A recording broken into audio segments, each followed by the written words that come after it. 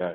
Up to number 7, though. Failure to issue minimum required distributions.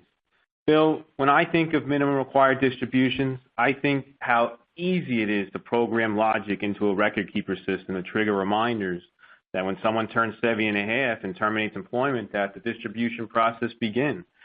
However, time after time, we continue to see minimum required distributions missed. Why is that, Bill? What do our plan sponsors do to fix this and prevent this?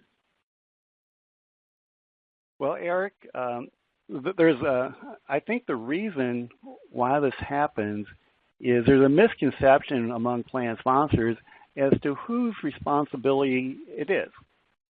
They're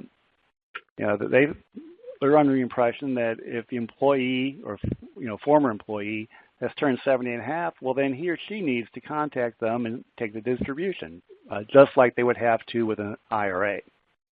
But that's not really the case. The minimum distribution rule that's applied to a employer-sponsored retirement plan place that duty to make that distribution squarely on the shoulders of the plan sponsor. In fact, it's a plan qualification issue. So a failure to make required minimum distributions certainly could adversely affect the tax qualification of a plan. One other misconception here is that plan sponsors who have had this situation have told me that they didn't make the minimum distributions because the employee never returned the paperwork to consent to the minimum distribution. Well, if you know where this participant is, as a plan sponsor, you can simply calculate the required minimum distribution and send them a check. You don't need their consent.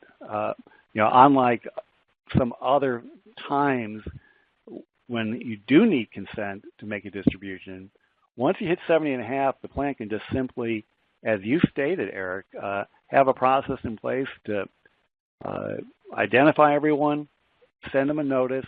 If you don't respond, you get the check anyway. The fix here is, again,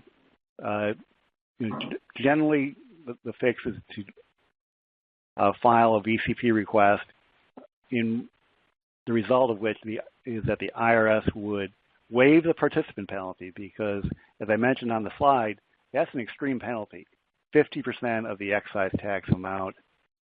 And the IRS will also issue a compliance statement saying the plan, now that it has distributed all the late RMDs adjusted for earnings, it will remain qualified in spite of the error.